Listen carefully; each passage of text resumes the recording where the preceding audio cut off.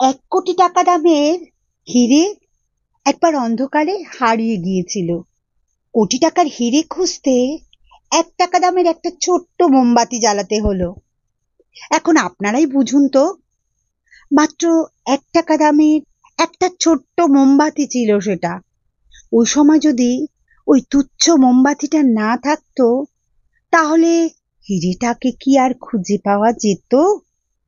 মানুষও ঠিক ওই মোমবাতির মতোই, কে বড় কে ছোট কিংবা কে দামি কে সস্তা, তার বিচার একেবারেই করা উচিত নয়।